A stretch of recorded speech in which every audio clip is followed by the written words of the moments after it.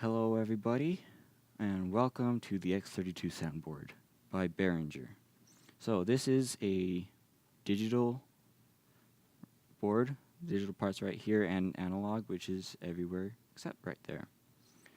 So, super duper fast crash course. Let's start right here. This section right here is the inputs. The reason why it's called X32 is because it has 32 inputs, and most of them are all plugged in back here. And we have 1 through 16 on one slide, 17 through 32 on the other. Now, what these faders do is so the input comes in, and then you can change the volume. You can make it quieter, or you can make it really loud. About right there is usually okay.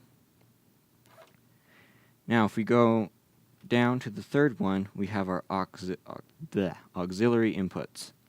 And what these are is basically lets you plug in phones right here, and it just goes in. It has a little input back there, so it kind of technically has more than 32 inputs. We have aux 1 and 2, which is this. It's not plugged into anything. We just use that if somebody comes up here and they need to plug in their phone to play some music from up here. We got that right there. I'm not using it, so it's all the way down to negative infinity decibels. Next one we have is aux 3 and 4. And what that is plugged into is we have a DVD player, and sometimes we play movies in it, and that's what it's hooked up to.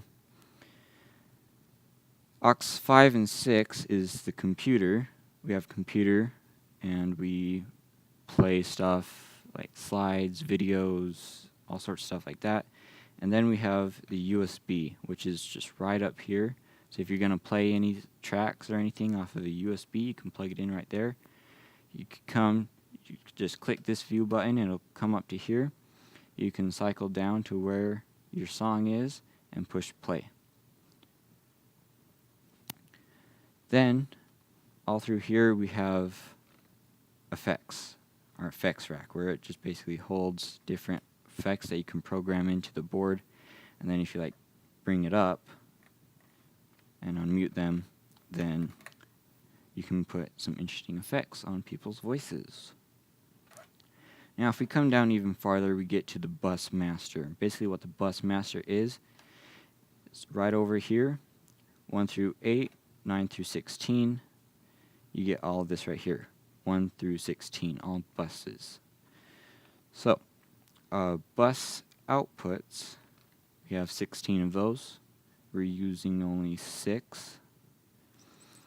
And what buses are is it basically takes all of your inputs and it assigns it to a speaker. Then it goes through the wire to the speaker that you've hooked it up to, and then you have only that audio right there, and you can control it independently. So you can take down the center monitor without taking down the stage right left monitors or the band monitor or monitors that are in the pit.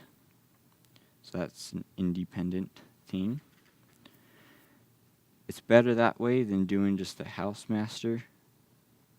Actually, the way we have it set up, this only does the speakers that are in the front facing towards the house. If we go up to the very top here, we have DCAs, and basically what those do is it's a bus for a bus. It's a bus end for a bus. So, like right here, we have these hanging mics assigned to this right here. And what this does is, so if these are unmuted, and let's say we got the mix perfectly, we don't want the one in the center to pick up that much, but we want the left one to pick up more than the right one.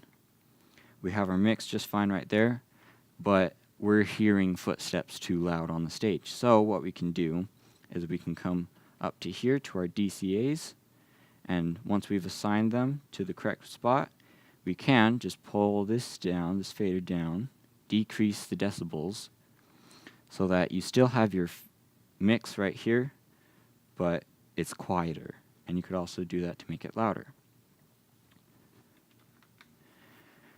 Now that we've got basically all this done, actually there's one more spot. These are matrices, and basically what these do is it's kind of like what a DCA does, but it outputs it to an output on an audio out in the back of the board here. So it's basically the same thing as DCAs, but it goes to the back.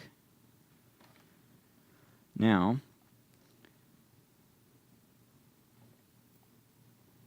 crash course is not going to cover right here. Scenes, assignables, we're not going to cover that. We're going to touch briefly up here.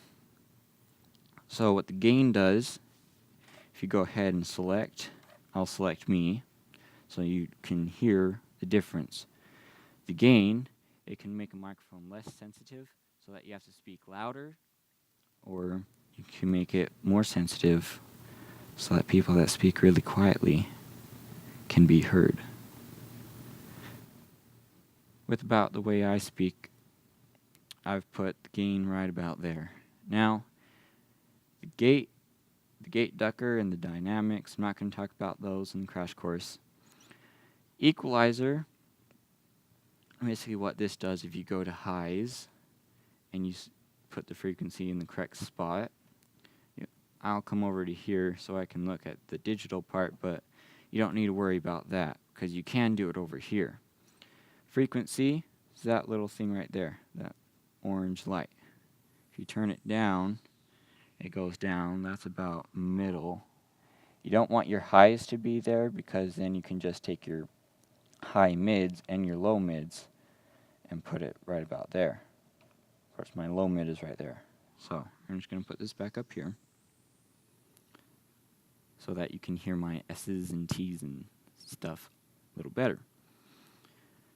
Now, if I go to the lows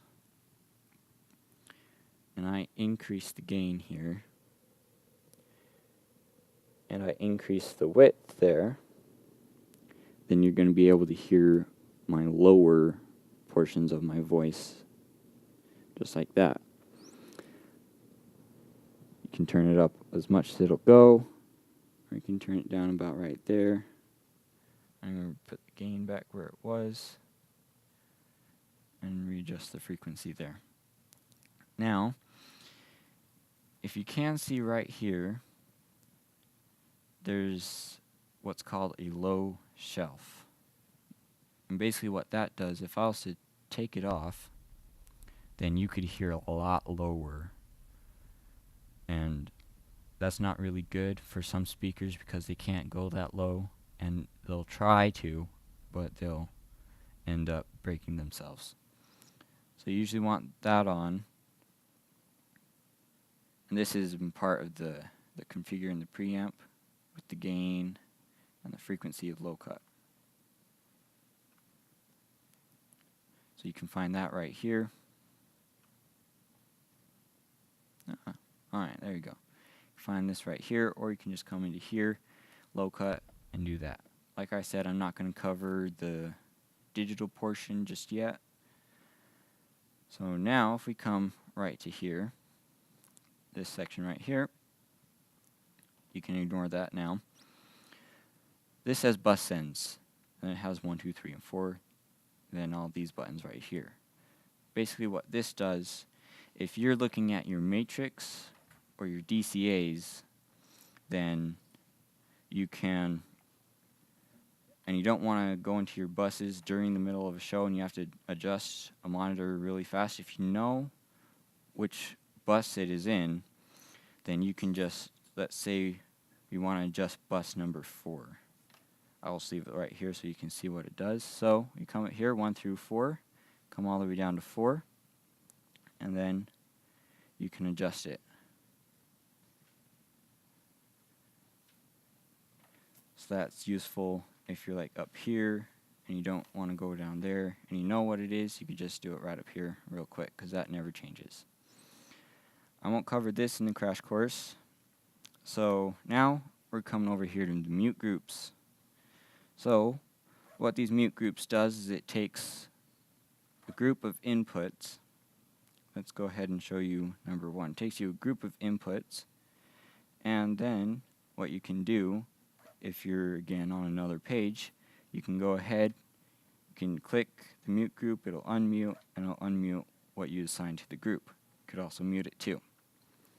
That's pretty much it. So we've covered the faders, what these faders do, the mutes. Of course, if you unmute, then it allows sound to go through. What these solos do is if you solo it, you can still have it muted, and then you'll hear it coming through these monitors up here. This might cause feedback. Okay, so not causing feedback, which is good. If you can kind of hear somewhat of an echo. That's because the audio is coming through these monitors.